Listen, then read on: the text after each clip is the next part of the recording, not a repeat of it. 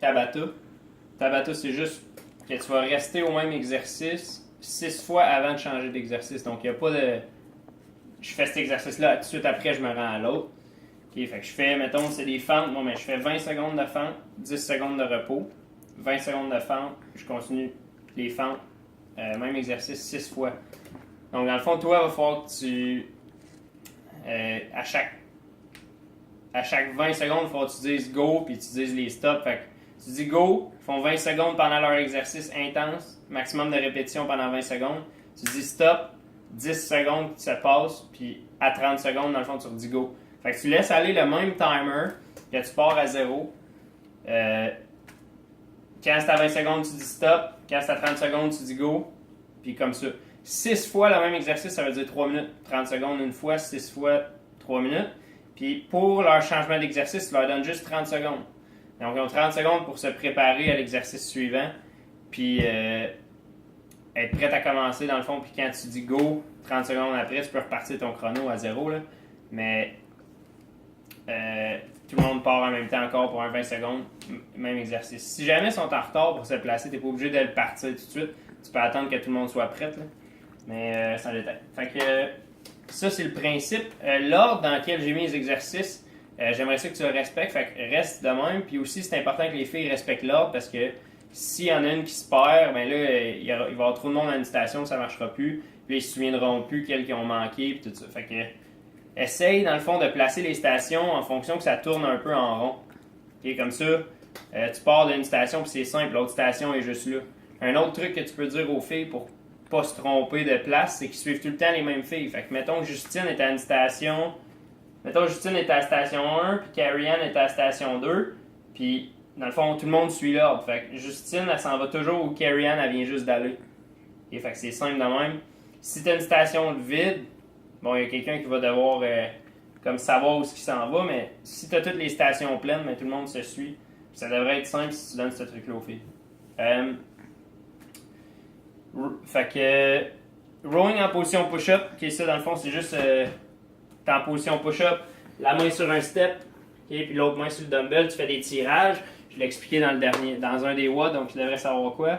Avec dumbbell, fente sauter alternée, fait que toujours en recherche de hauteur le plus possible. Fente sauter alternée, tu t'assures d'être stable dans le fond de ta fente avant de sauter pour aller dans l'autre.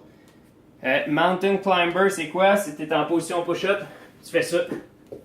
Okay. Dans le fond, ce qu'on va faire, c'est qu'on va y aller en croisé. Fait que genou au coude opposé, maximum de fois pendant 20 secondes. Après ça, 10 secondes de repos. Tu recommences ça 6 fois.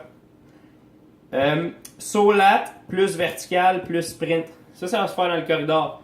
Donc, cette station-là se fait dans le corridor. Je fais un saut vertical, un saut latéral, un saut vertical. Tout de suite, quand j'atterris, je vais partir en sprint. À peu près 10 mètres. C'est juste une accélération comme 3 pas. Après ça, ils se revirent de bord, puis ils vont le faire une autre fois.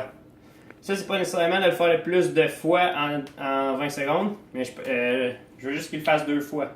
Fait que tu fais saut latéral, vertical, sprint 10 mètres. Tu te replaces rapidement. Il faut que tu aies le temps de le refaire une deuxième fois dans ton 20 secondes. Après ça, tu as un 10 secondes de repos. Fait que ça, tu peux peut-être mettre des comptes pour cette station-là dans le corridor pour que ça soit clair où ils doivent aller. Puis que ça continue aussi dans un genre d'ordre en rond. Goblet squat, c'est quoi? C'est avec un dumbbell. Donc, mettons, j'ai un dumbbell, c'est à 2 bouts. Au lieu de le prendre comme ça, je le mets debout. Je tiens le haut du dumbbell ici, puis je vais faire des squats. Donc, les mêmes squats que d'habitude, jusqu'en bas. Les genoux à l'extérieur, tout ça. Mais avec un poids ici. Ça, ils peuvent mettre lourd. Fait que d'après moi, un 40, même 45, 50, tu peux peut-être leur mettre une coupe de choix de dumbbell là, ou les laisser peut-être les pratiquer avant, savoir combien ils veulent mettre. Mais tu sais, laisse-les pas prendre 20-25 livres parce que ça ne travaillera pas assez. Fait que je m'attends à peu près à 40, puis peut-être plus, peut-être que je dis trop. Peut-être que j'ai sous-estime, mais c'est sûr que c'est pas en bas de 40. À part peut-être pour les Kim, puis tout ça, là. Mais ça va être bon 40. Assure-toi juste qu'ils font le mouvement comme il faut. L'autre, shuffle, plus 3, moins 1. Okay, ça, tu l'as peut-être déjà fait l'année passée. C'est juste 3 pas, 3 shuffle steps. Après ça, un saut latéral dans l'autre direction. 3 shuffle steps, un saut latéral. Okay. La caméra m'a sûrement perdu, mais tu as compris le principe. Puis après ça, push-up, c'est les genoux, 2 steps. Fait que j'ai 2 steps de chaque côté de mon push-up. Si je suis sur les genoux, je fais un beau push-up. À partir d'en bas, j'explose, j'atterris sur mes 2 push-ups. J'ai pas besoin, une fois rendu sur les steps, j'ai pas besoin de refaire un push-up. J'essaie de pousser et d'atterrir les bras le plus tendu possible. Si j'atterris ces steps, les bras comme ça, je vais juste déplier. Mais je redescends pas une fois ces steps. That's it. Merci.